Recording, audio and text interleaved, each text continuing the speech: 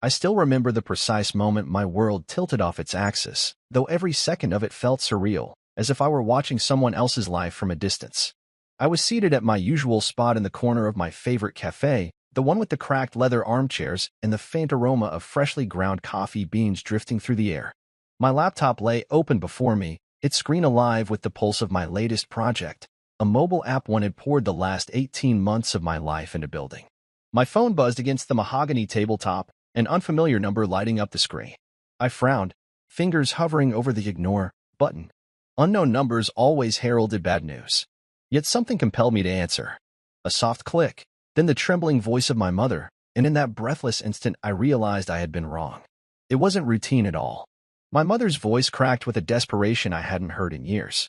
"Gavin," she whispered, "please, you have to listen." She told me that my brother, Jonas, and Camilla, my Camilla, were facing calamity. My heart lurched, my breath caught. Camilla's name fell like a stone into a still pond, sending shockwaves through every memory I had fought so hard to bury. She was my ex-fiancée, the woman I had once believed was my future, who had once confessed she couldn't imagine a life without me. And Jonas, my little brother, the kid I used to coach in soccer, the one I had taught to ride a bike, he was standing beside her now as her accomplice. "They're in trouble," my mother sobbed. "There are lawsuits, creditors breathing down their necks, and they've exhausted every option. You're the only one who can help." Every word stabbed me, reopening wounds I thought were long healed. I pressed my hand against the cold ceramic mug in front of me until I felt the coffee's warmth seep through my palm like a cruel reminder of how alive I still was. "Why are you calling me?" I managed, hearing the brittle edge in my own voice. "After everything they did." My mother's sobs deepened, and she stuttered over her words. Because they're your family." Family. The word tasted like ash. They had betrayed me. They had stolen my trust and toyed with my heart. They had reduced our shared blood to something disposable, something I had been justified in discarding. I thought of the day I discovered them, Jonas and Camilla entwined in a hallway's dim light, betrayal hot and raw in their whispered laughter. I had fled that engagement party into the night, disbelief hammering in my chest. I had retreated into silence, severing every tether that bound me to them, convinced that my sanity and self-respect depended on their absence. I had rebuilt my life in the quiet of my own resolve, creating a sanctuary that was mine alone. And now, with a single phone call, my sanctuary felt like a house built on sand. I breathed out slowly, inhaled, then spoke with a cold clarity I barely recognized. "I'll think about it," I said, and ended the call before my mother could protest. The cafe around me hummed with oblivious normalcy, other patrons chatted over latte art swirls. The barista steamed milk with practiced ease, but I felt suspended, as though I existed in the space between one heartbeat and the next. I closed my laptop with deliberate calm and slid it into its case. My business, my projects, all of it suddenly seemed trivial, as though I were standing on the edge of a chasm staring at the abyss below. I paid my bill and stepped out into the afternoon sun, which now felt too harsh, too unforgiving. The city streets pulsed with life, but I moved through them in slow motion, weighed down by the gravity of my mother's plea. Every face I passed reminded me of the life I had constructed without them, a life of independence, of peace, of self-made victories. And every step brought me closer to the inevitable question: was I willing to dismantle everything I had built, to wade back into a world poisoned by deceit, just because blood ran in their veins? I drove home in silence, the engines hum a muted soundtrack to my storm of thoughts. I parked outside the condo I had moved into after leaving the family home, the one-bedroom retreat I had fortified with my own hands, brick by metaphorical brick. I paused at the door, phone in hand, and stared at the screen as if expecting it to hold the answer. But no amount of staring could transmute my mother's sobs into forgiveness or her begging into absolution.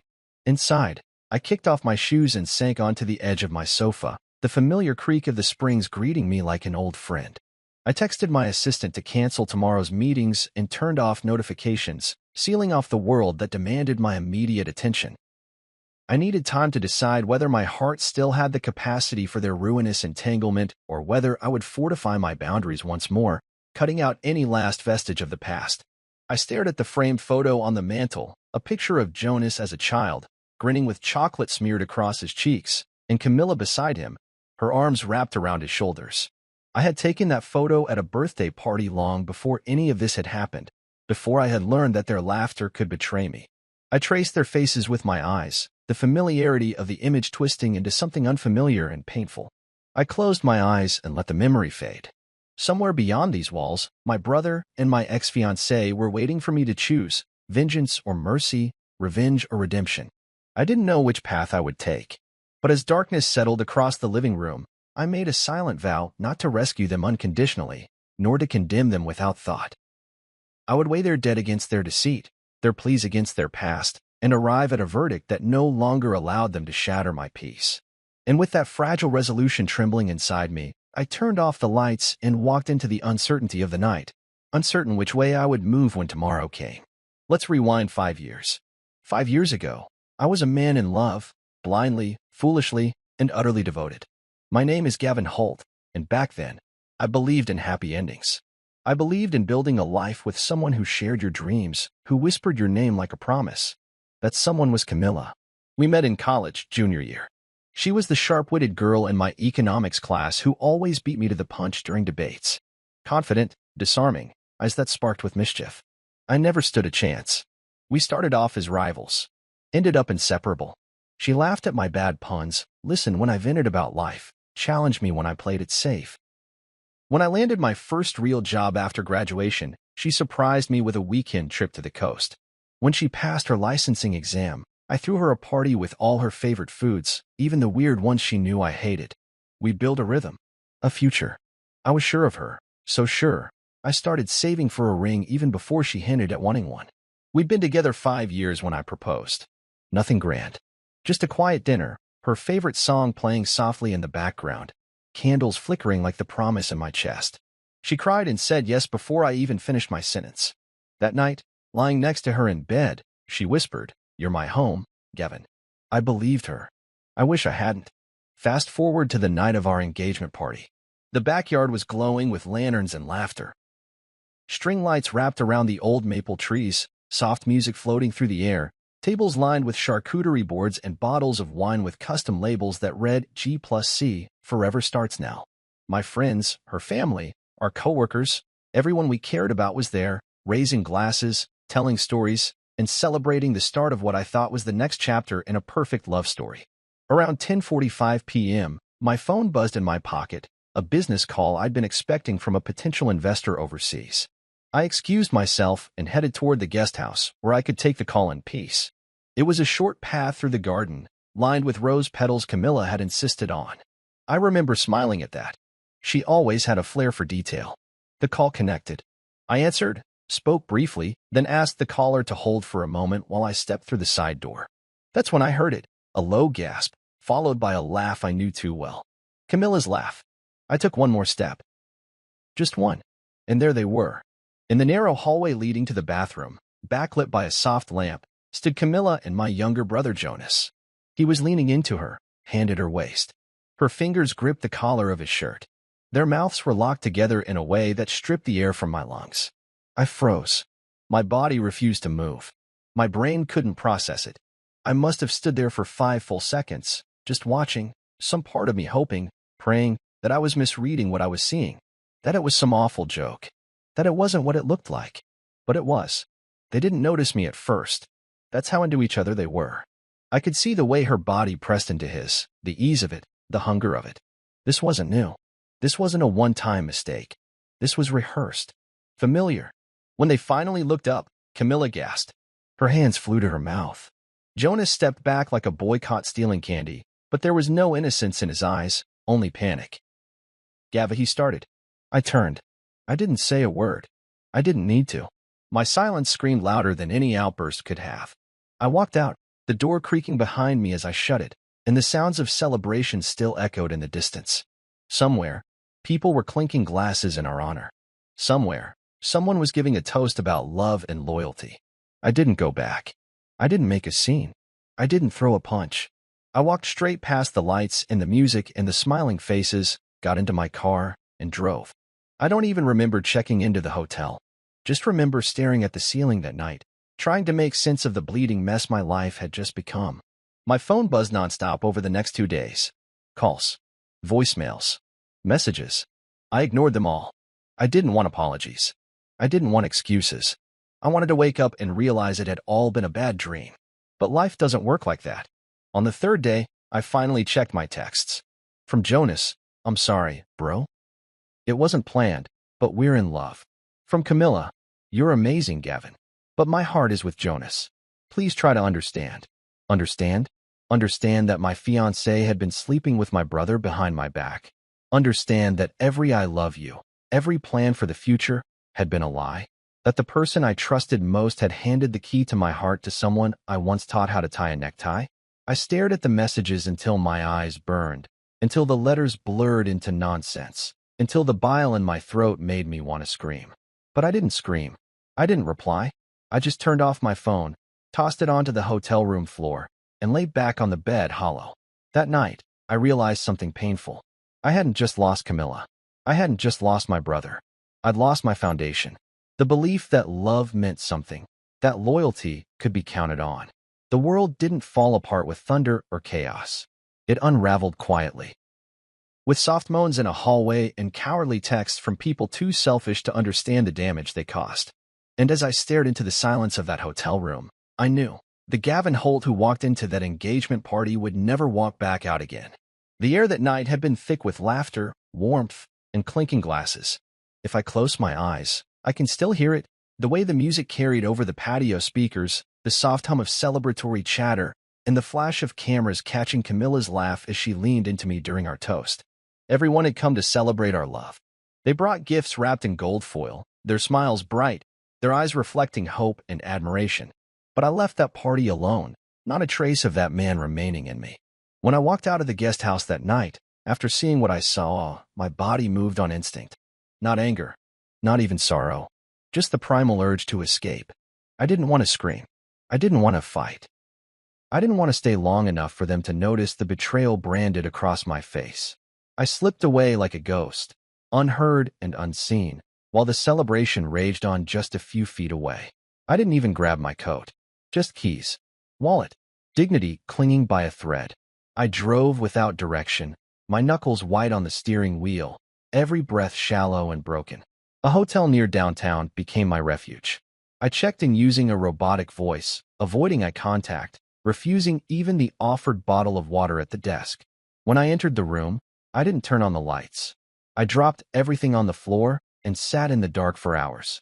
The kind of dark that presses against your skin, clings to your thoughts, and amplifies every heartbeat until it feels like it might burst through your chest. Sleep didn't come that night. Only flashes. Her hands in his hair. His hand on her waist.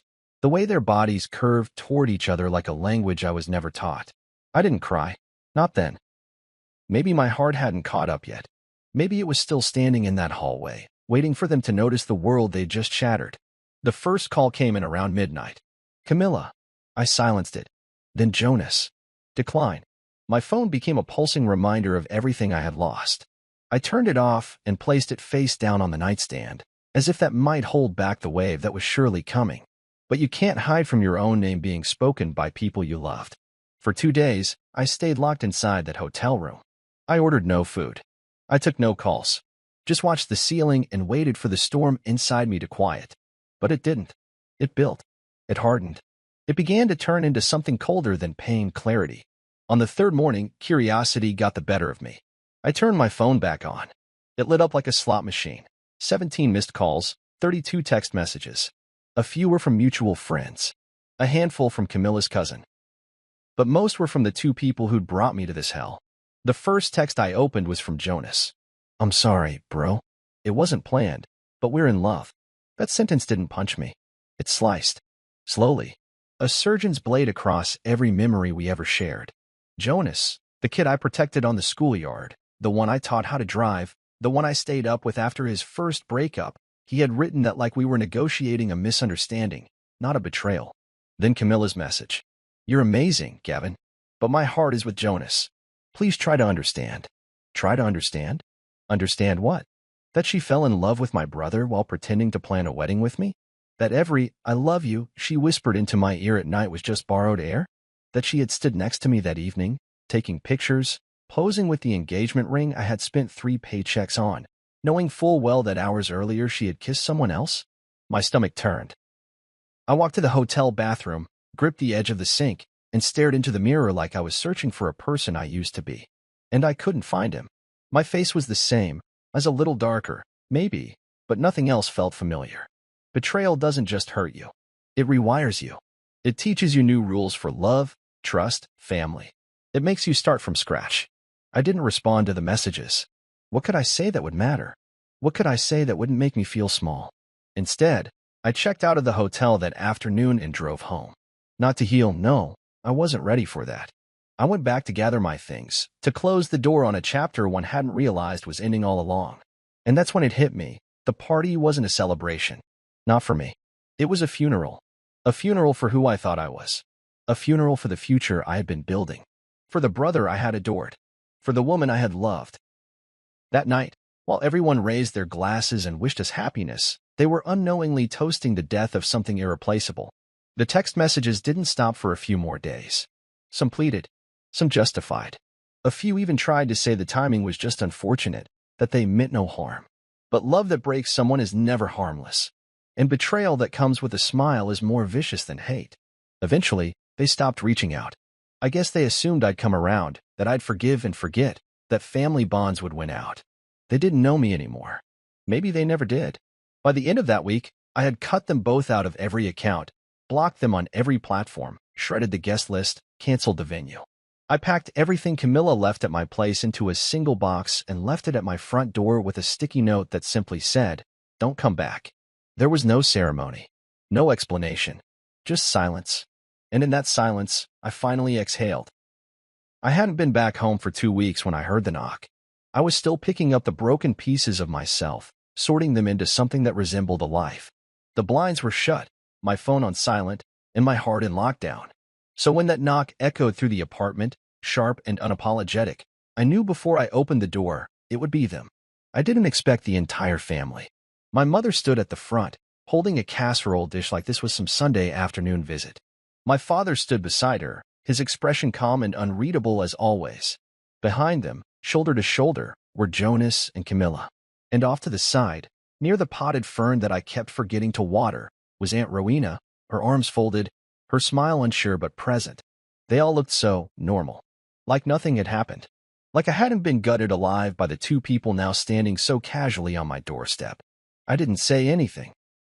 I just stood in the doorway, the wood cool under my fingers, holding the door open as my mother said, "Gavin, sweetheart, we brought food. Can we come in?" I wanted to slam the door.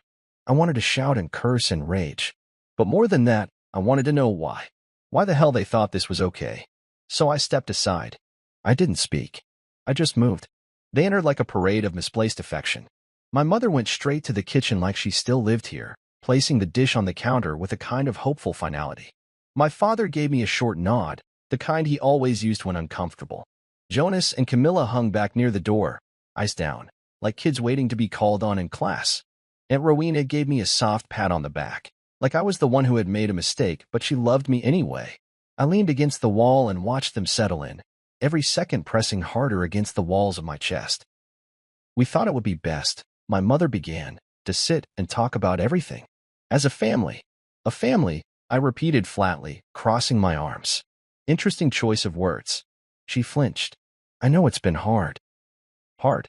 I snapped before I could stop myself. Hard as losing your job. Hard as rebuilding after a flood. What they did, that was betrayal. Jonas stepped forward, his voice quiet. "Gav, I didn't mean for it to happen like that.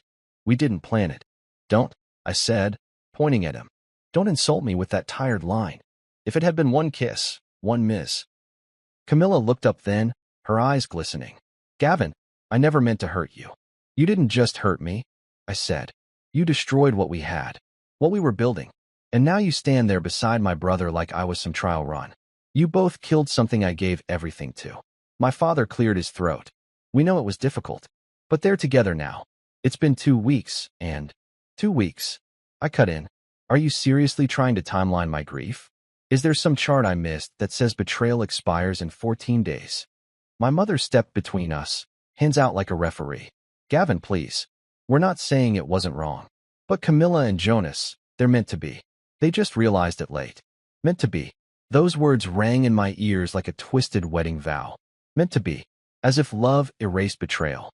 As if fate was a justification for cruelty. I laughed. Not out of humor, but disbelief. So what am I then? The detour? The placeholder until they figured it out?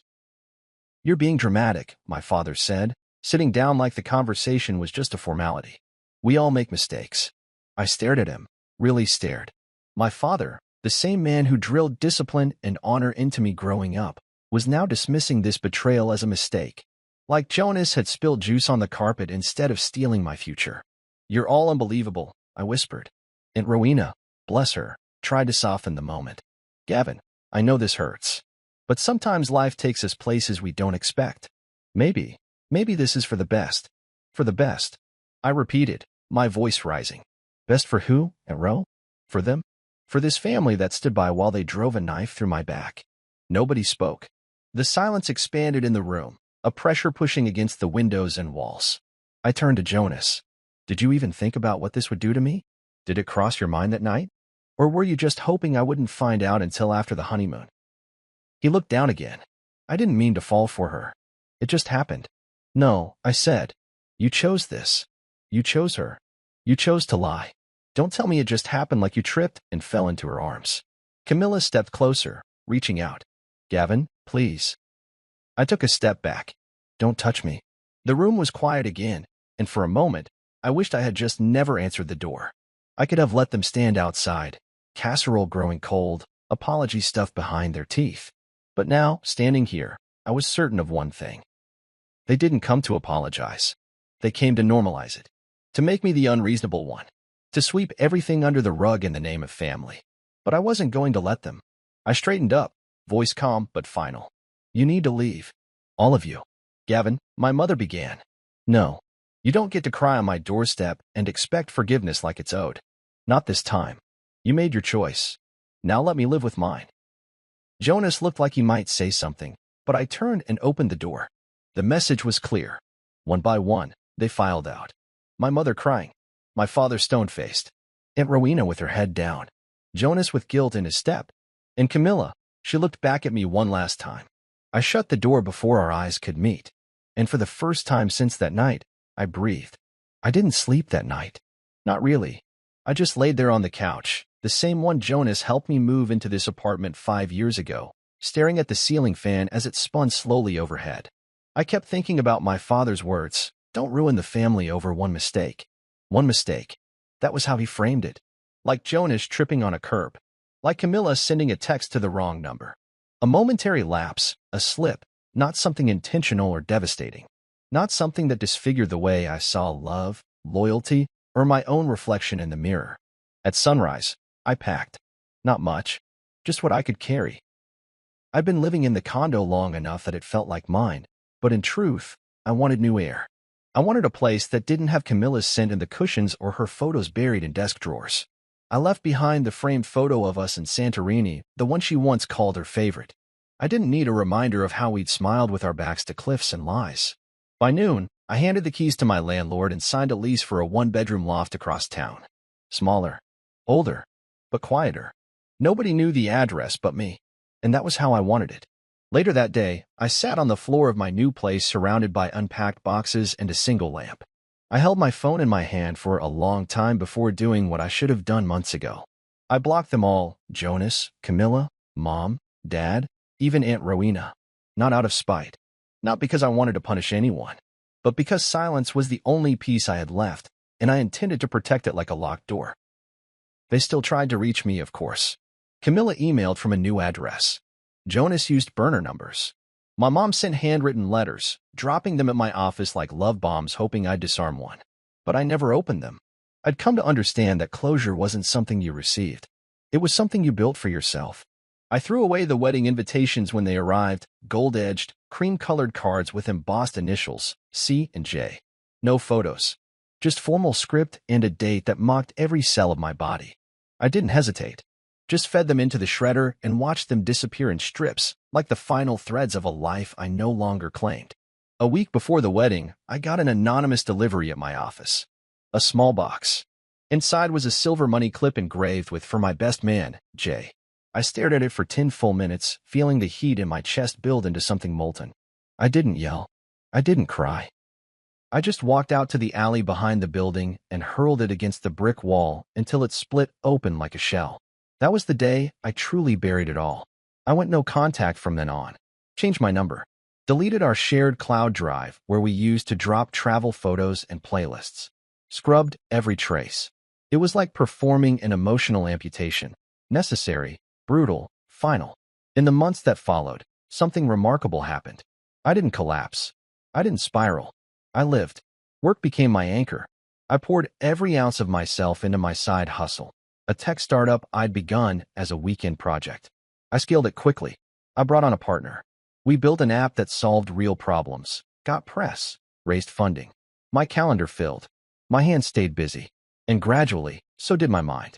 I started running again. Not out of desperation, but discipline. Each morning before the sun rose, I hit the pavement. 5 miles. Sometimes more. I like the rhythm of it. The solitary pounding of feet on asphalt, the rush of cold air through my lungs. It was honest. Every breath earned. Every mile proof that I could still move forward. I dated a little. Nothing serious. A few dinners, some polite laughter, the occasional kiss goodnight. But I wasn't ready. Not really. I wasn't afraid of love, but I was done giving it to people who hadn't earned it. Trust had become sacred, something slow, cautious, and rare. And still, there were moments. Moments when I'd hear a laugh that sounded like hers in a crowded cafe, or I'd see a brother helping his younger sibling tie a necktie in a department store and feel something tighten in my chest. Moments when I wondered if maybe, somehow, it could have gone differently. But those moments passed. I let them pass. Like smoke out a window. Sometimes healing isn't loud. It doesn't come with speeches or dramatic declarations. Sometimes healing is just waking up, making coffee, answering emails, and remembering that the pain didn't kill you. Months turned into a year. The silence stretched on like a blessing I hadn't earned but deeply appreciated. Then, one day, as I was finishing a meeting downtown, I spotted a familiar shape in the crowd. Camilla, hair shorter, clothes rumpled. She was crossing the street, clutching a takeaway bag and looking over her shoulder as if afraid someone was following her. She didn't see me, and I didn't call her name. I just watched her walk away. And for the first time in a long time, I didn't feel anything.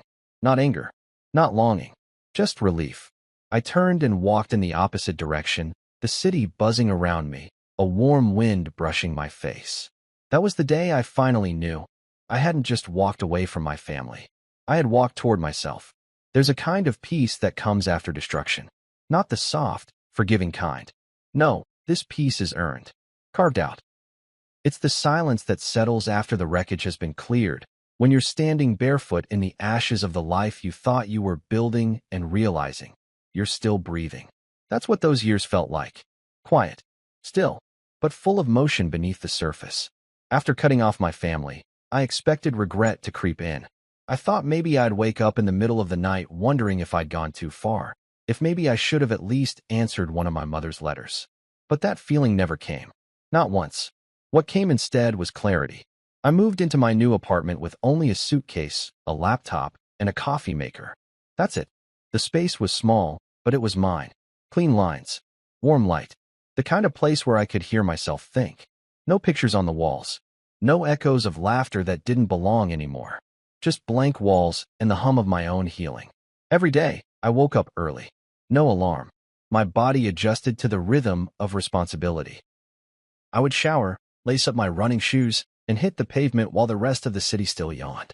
There was something about those early hours, the cool air, the emptiness of the streets, that felt like a promise. A promise that no matter how bad things had been, I still had time. I still had control. My work flourished.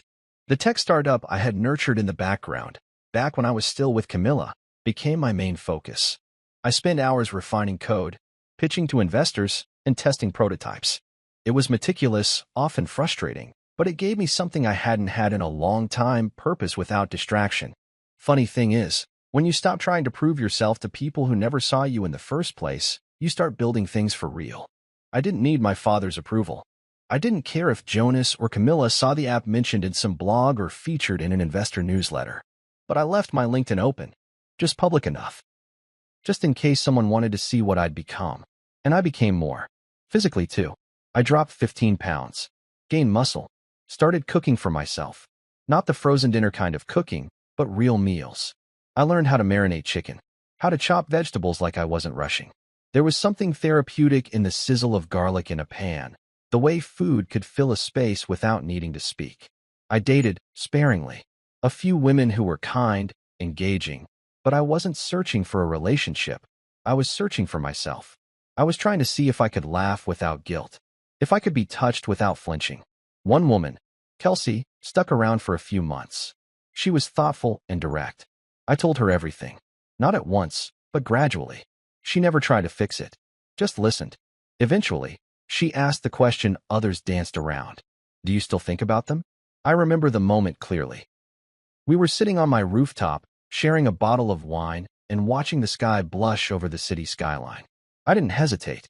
I said sometimes, but not with pain, just with distance. Like someone else's story I used to be a part of. That was the truth. My past became a book I'd already read, a plot I no longer needed to rewrite. I didn't hate Camilla anymore. That surprised me. I thought I'd carry that anger forever, like a brand on my soul. But with time, it faded. I realized hating her took energy I could use for better things. She made her choice, and I made mine. I could live with that. Jonas, well, that wound healed slower. Not because of the betrayal itself, but because of what it represented. He wasn't just my brother. He was supposed to be the one person who'd never turn on me. And yet, he did. There's something permanently jarring about realizing that blood doesn't guarantee loyalty. That some people look you in the eye and still choose to hurt you. I tried therapy. For a while. Not because I was broken, but because I wanted to make sense of my silence. The therapist, an older man with a slow voice and patient eyes, asked me early on, what would forgiveness look like for you? I said, it would look like peace. Not reconciliation. Not hugs. Just peace. He smiled, nodded, and said, then we'll work on that. And we did. Session by session, I learned how to hold the pain without letting it rule me. I learned that boundaries weren't walls, they were doors with locks, and I got to choose who had a key. Over time, I found that the quiet years weren't so quiet after all. They were loud with transformation, with growth, with the sound of a man rebuilding brick by brick, learning not just how to survive without his family, but how to thrive. I got used to silence, embraced it. I'd come home after a long day, pour a glass of wine, and sit by the window as the city lights flickered on. No calls from Jonas. No passive-aggressive texts from my mother. Just stillness. Then, last week, came the call. My phone rang, an unknown number. I almost didn't answer. But curiosity is a funny thing. I picked up, half expecting a sales pitch or a wrong number. Gavin.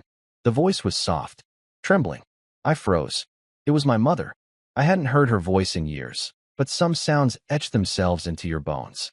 She was crying, breathing unevenly like she was trying to hold herself together with sheer will. Please don't hang up, she whispered. I wouldn't call if it wasn't serious. My jaw tightened. I didn't speak. Jonas and Camilla, she said, they're in trouble. It's really bad. Loans, debt, legal trouble. Everything's falling apart. We need your help. She said, like I was still part of the unit. Like time hadn't passed. Like they hadn't buried me when they picked each other. I didn't answer right away. I just stared at the wall, heart steady, no panic. Just a dull buzz in the back of my mind. We have no one else, she said. I breathed in, slow, controlled, and I said, I'll think about it. Then I hung up, not out of spite, not because I wanted them to suffer, but because I needed a moment to decide whether peace meant staying silent or saying no out loud. I didn't sleep the night after the call. I sat in my apartment with the city lights flickering against the glass, watching the shadows move across the floor as if they carried old memories on their backs. My mother's voice still echoed in my ears, soft, broken, begging. They made mistakes, Gavin. But they're family. Family. That word used to mean something. Now, it felt like a chain someone kept trying to fasten back around my neck. They needed $85,000. Not a little favor. Not a few thousand to get them through rent. $85,000. To dig them out of whatever mess they'd gotten themselves into. Loans, legal threats, debts. The kind of spiral people usually don't admit to unless their backs are against the wall and their hands are already out. And apparently, they sent her, my mother, as the messenger. Too ashamed to call me themselves. Or too arrogant to believe I'd actually say no. Maybe they thought time would have softened me. That success might have melted the grudge. That because I looked good on paper, new apartment, profitable company, shoulders squared, they could assume I'd grown generous. They miscalculated. When I finally called her back the next afternoon, it wasn't out of obligation. It was out of curiosity. I needed to hear the details. I needed to know just how far they had fallen. She answered on the first ring. "Gavin," she said, breathless, like she'd been sitting with the phone in her hand since the last time we spoke. "I need clarity," I said calmly. "What exactly are they in trouble for?" She hesitated, as if choosing how much truth to share. "They started a business last year. A lifestyle brand. Clothes, candles, accessories, things like that. They poured everything into it. Jonas put up the condo. Camilla took out personal loans. It took off at first, but the sales dried up. They missed payments. Creditors started calling. Then someone filed a suit. Claims of unpaid vendors. It's ugly. And why me?" I asked, already knowing the answer. "They've got friends. Camilla has family. Jonas always knew how to charm people. Because they're ashamed," she said. "They know what they did. They know how it must have looked. But they didn't think it would cost them everything." "It didn't," I said. "It cost me everything." Silence stretched between us. Then, in the quietest voice, she whispered, "Their family." I almost laughed. Not because it was funny, but because of how automatic it sounded. Like some sacred defense they all repeated, expecting it to make theft smell like forgiveness. I stood up, pacing my living room. "Let me ask you something, Mom. Where was that word when I stood alone at that engagement party? When I packed my life into boxes and walked away from all of you? Did anyone come to check on me? Did anyone think maybe I deserved to be mourned too?" They didn't know how, she said, sounding like she was the one bleeding. They were scared. And young. It was messy. "No," I said. "It was betrayal. And you all helped sweep it under the rug. And now, because they're drowning, I'm supposed to wade back in and save them. You could." Her voice cracked. "You could be the bigger man." I let that sit in the air for a moment. Bigger man. That's always what they ask of the person who was wronged, never the one who caused the damage. The one who got hurt is expected to rise above, to hand out grace like candy, to prove their goodness by setting themselves on fire to keep others warm. "I'm not their safety net," I said. "And I'm not the ATM that makes betrayal easier to live with." She started to cry then. Really cry. The kind that trembles through your eardrum and tries to tug at the part of you that still remembers lullabies and warm arms on sick days. But I stayed quiet. Let her sobs run their course. When she caught her breath, she said, "You don't have to give all of it. Just something. Enough to keep them from losing their home." "They gambled with everything," I replied. "They don't get to cash out on my peace. My money is the result of boundaries, of healing, of learning how to live without the people who broke me. Why would I jeopardize that now?" "Because you're not like them," she said, grasping for what she thought was a compliment. "You've always been kind. You've always done the right thing. And maybe that was the problem. Maybe I had spent so much of my life doing the right thing for people who would have left me in the gutter without a second glance. Maybe I'd always been the one to sacrifice, to bend, to stay silent while others danced on the edge of my generosity. Maybe, for once, it was okay to say no." I thought of Jonas's hands on Camilla's waist. I thought of the text messages. It wasn't planned. My heart is with Jonas. I thought of my father calling me dramatic, of the wedding invitation I shredded with Elle. There was nothing left to say. I hung up. No yelling. No righteous speech. Just a calm goodbye to a chapter one had already closed.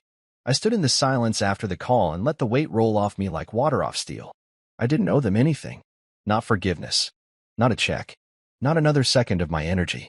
Sometimes the price of betrayal isn't just broken trust, it's forfeited access.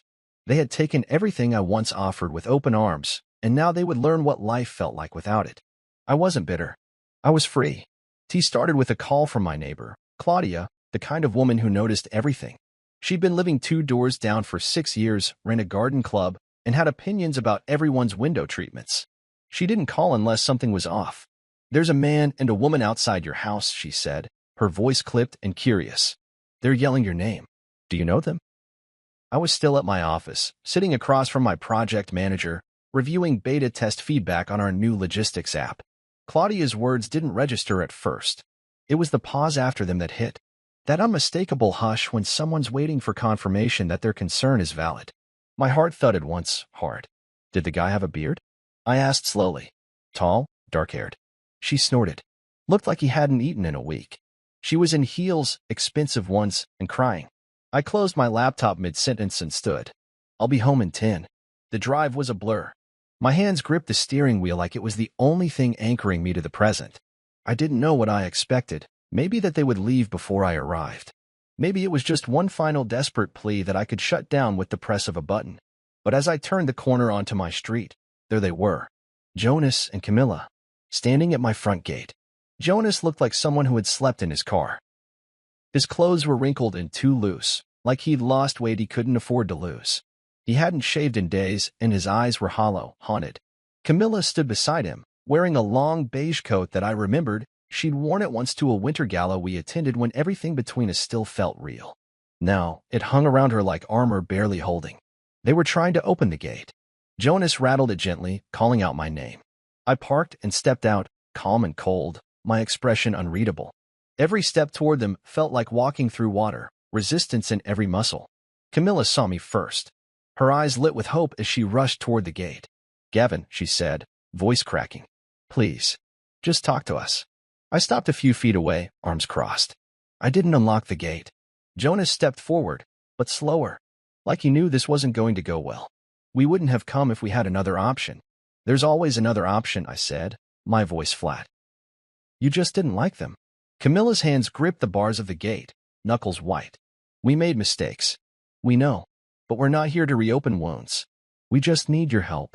I tilted my head slightly. "You're standing at the door of a man you betrayed, both of you, and asking for favors?" Jonas reached into a folder he'd been holding, fumbling with papers. "It's not just talk. Look, we drew up a contract. We're not asking for charity. It's a short-term loan, with interest. We'll pay you back, every cent. You can even review our financials. We brought everything." He pulled out a thick document and held it up like it was some kind of olive branch. I didn't move. "You think this is about money?" I asked. "Do you think this is about percentages or interest rates?" Camilla's voice trembled. "We didn't know where else to go. My parents have disowned us. Jonas's credit is wrecked, and we're facing court judgments. If we don't settle, they'll seize the house. We have a baby on the way." That last line stung. It shouldn't have, but it did. I stared at her. This woman I once envisioned raising a family with, and felt the edges of a life I never got to live scraping against my ribs. "I'm sorry," she added quickly, seeing my expression. "I didn't mean." "You didn't mean a lot of things," I cut in. "But here we are." Jonas stepped closer. "Look, man, I know I'm the last person who should be asking you for anything, but I'm still your brother. We were kids once. You taught me how to tie a tie. You got me through college apps. I don't expect you to forget what happened, but I'm begging you. Just this once." His voice cracked on that last part. I could see the shame pooling in his eyes, could see how much of him hated being here. But I didn't feel satisfaction. No smug revenge. Just the quiet, bitter sadness of someone who once believed blood was thicker than betrayal. "You came to my house," I said. "You stood on my porch with your hands open, as if history doesn't exist. And now you want to pull me back into your disaster because it's convenient." "It's not like that," Camilla said softly. "Isn't it?" I asked, gesturing between them. "You two set fire to my life, and now you want me to grab the hose? Do you even hear yourselves?" They were both silent. I took a breath. "Let me make this clear. I am not your enemy, but I am not your savior either. You made your bed. Together. You figured out how to lie together, sleep together, build your business together. Now you figure out how to lose together." Jonas stepped back, blinking hard, jaw tight. Camilla's shoulders sagged. "You really won't help?" "I already did," I said. "When I walked away. When I decided not to burn your wedding to the ground. When I chose silence instead of revenge. That was my help. That was my grace." She wiped a tear with the back of her hand. "We didn't expect this version of you. That's because you never bothered to know me after you broke me." Jonas dropped the papers on the ground. They fluttered like wounded birds across my lawn. Camilla looked at him, then back at me. "So this is goodbye then?" I nodded. "It was goodbye 5 years ago. You just didn't hear it." I turned and walked back to my car. Didn't run. Didn't look back.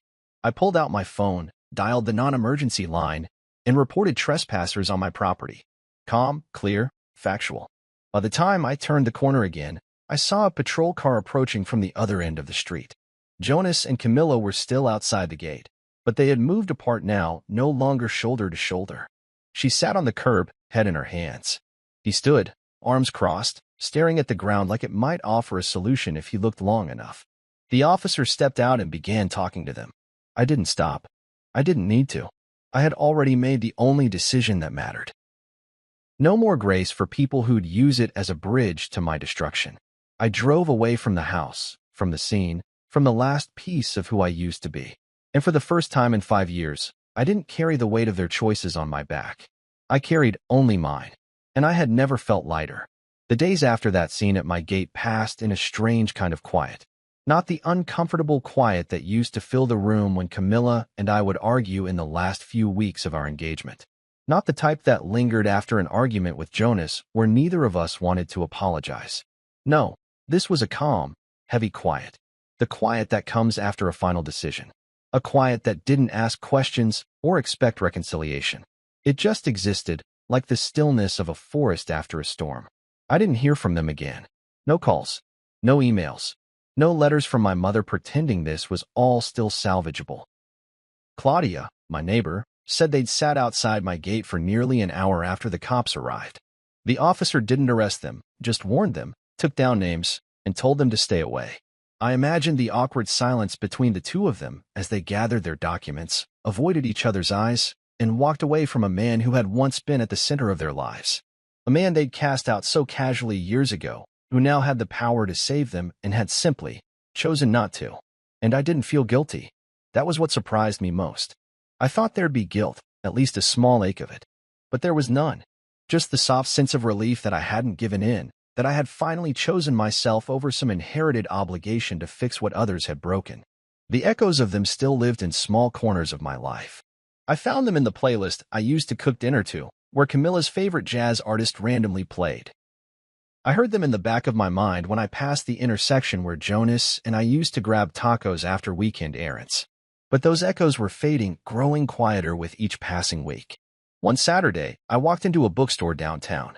I wasn't looking for anything in particular, just killing time before meeting a friend for lunch.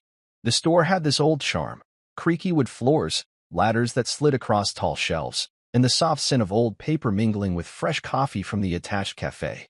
As I browsed through the nonfiction section, my eyes caught a book titled Radical Boundaries, The Art of Saying No Without Apology. I chuckled under my breath. Subtle, universe. I pulled it off the shelf, flipped it open, and read a line on the first page. Some people will only love you as long as you let them use you. That line stayed with me for days. It explained so much. Not just Jonas and Camilla, but my parents too. They'd all expected me to be the easy one. The peacekeeper. The fixer. I was the oldest, the dependable one. The one who absorbed conflict and swallowed pride. Even when they saw the betrayal, the gutting of my life, they didn't rally around me. They rationalized. They called it fate. They asked me to forgive because family was bigger than pain. But I learned something. Family is a word that should be earned every day. Not weaponized. Not used like a coupon to cash in on grace. Being born into someone's circle doesn't entitle them to stay in yours. I bought the book, not because I needed it, but because it felt like a trophy. A quiet nod to how far I'd come.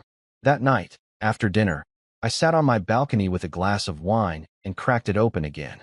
The city lights flickered below, distant sirens echoing through the summer air. I read for hours. Not because I was looking for healing, but because I was finally ready to understand what had happened without drowning in it. Around midnight, I received a text from a number I didn't recognize. Thank you for not humiliating us. You had every right to. I'm sorry. Truly. Jonas. No attachments. No links. Just that. I stared at it for a long time. It didn't move me. It didn't spark rage or warmth or nostalgia. It just existed. I didn't reply. Not because I hadn't forgiven him. I think I had, in some way, but because forgiveness doesn't always come with conversation. Sometimes it's just a quiet decision not to let someone take up space in your head anymore. And besides, there was nothing left to say. The next morning, I deleted the message and blocked the number. A week later, I met someone. Her name was Elise. We bumped into each other, literally, at the farmer's market. She dropped a bag of oranges. I picked them up. We laughed. And somehow, it turned into coffee, then lunch, then 3 hours of conversation under a striped umbrella while the afternoon sun leaned golden on our table. She asked me what I did. I told her about the startup. She asked if I had siblings. I said, not anymore. She didn't pry, just nodded. It was the first time I'd said that out loud, and it didn't feel dramatic. It felt honest. We started seeing each other more. No big declarations. No pressure. Just ease. It was strange, adjusting to someone new. But also wonderful. She didn't know the version of me that was shattered on a hotel floor. She only knew the man who had rebuilt. That was a gift, being seen not as a victim or a survivor, but as who I had become without needing to explain every scar. And yet, one night, when Elise asked me what I thought love really meant, I paused longer than I expected. Then I said, it means never asking someone to forget who they are for your comfort. It means never making home out of someone else's pain. She reached across the table and touched my hand. That small gesture said more than words ever could. I don't know what's next for Jonas and Camilla. I've heard rumors through mutual acquaintances, lawsuits proceeding, house up for sale, business defunct. But I don't follow up. I don't scroll through their socials. I don't ask around. Their future no longer has anything to do with mine.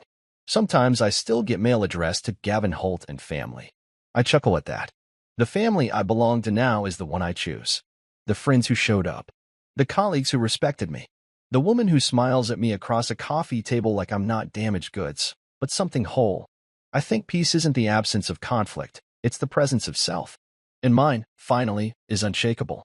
I stood at the kitchen sink rinsing off my coffee mug when the sunlight caught a photograph tucked behind a magnet on my fridge.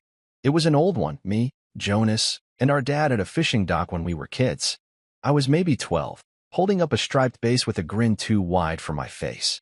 Jonas, half my size and smeared in sunblock, had both arms thrown around me. My dad stood stiff behind us, arms crossed like he'd just remembered something else he needed to be doing. I'd kept the photo there out of habit. Not sentiment, not nostalgia. It had followed me from apartment to apartment, and for years I didn't even notice it anymore. But that morning, for whatever reason, it caught me. I pulled it off the fridge and looked at it for the first time in years, really looked. I didn't feel anger. I didn't feel the old ache either. I felt resolved, like someone who had walked the full circle, taken every blow, and somehow still stood tall. The past didn't vanish. It didn't disappear like fog. It stayed, but it stopped following me.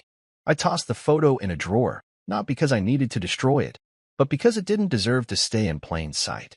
It belonged to a different chapter, and I had closed that book. A week later, my mother called again. I saw the number new, but familiar. I let it ring once, twice, then answered. Not because I owed her anything, but because I was ready. Gavin, she said, her voice thinner than I remembered. I know I shouldn't be calling, but I thought you should know. I sat at my kitchen table, eyes focused on the window, watching a pair of birds fight over the edge of the balcony railing. Camilla left him, she said quietly. There it was. The next page in the story I had walked away from. She's staying with a cousin in Chicago. Jonas is here. He's not doing well. I didn't ask for details. I didn't need to know whether it was financial collapse or emotional erosion or both. I just let the silence do the talking. She said something, my mom continued. She said she was tired of holding something broken together just because she helped break it in the first place. That part sat with me longer than I expected. She also said she was sorry, Mom added quickly. She wanted you to know that. I already knew, I said, surprising myself with the softness in my voice. It wasn't forgiveness.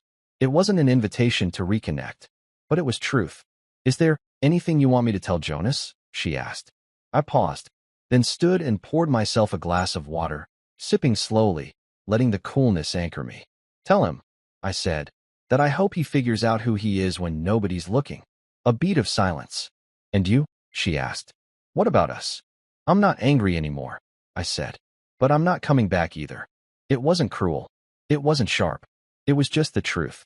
Okay, she said softly. I understand. And for the first time, I believed her. We ended the call. No promises to stay in touch. No false goodbyes. Just a quiet ending. I walked through my apartment after that, slow and steady, touching the things that were mine. My books. My plants. My furniture. My life.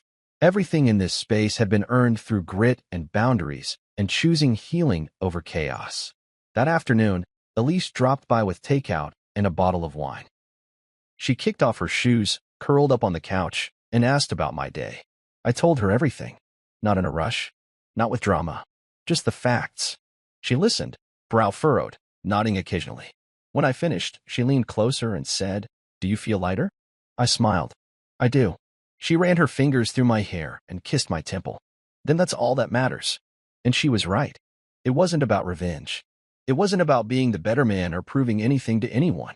It was about building a life I didn't need to escape from. It was about protecting my peace like it was the last thing I had to my name. Weeks turned into months. Jonas didn't reach out again. Camilla never sent another letter. My mother stayed respectfully quiet. It was as if the universe had finally heard me say, "Enough," and responded in kind. Elise and I grew closer. She met a few of my friends. We took a trip to the coast and spent a weekend laughing over board games and bad seafood. She never asked for more than I could give, but with her, I found myself giving more anyway. One evening, as we watched the sunset from the rooftop garden she'd helped me set up, she turned to me and asked, "Do you believe in starting over?" I didn't answer right away. I thought about everything I'd lost, everything I'd rebuilt. "I believe in choosing differently," I said finally. Not pretending the past didn't happen, just refusing to let it decide who I am now. She smiled. "That's even better." We sat in silence, fingers entwined, the city humming around us. And in that moment, I realized something simple, but profound. They had taken pieces of me, stolen time, trust, love. But they hadn't taken me. The man I had become was not their casualty. He was his own creation. Strong, clear-eyed, whole, and most of all, finally free.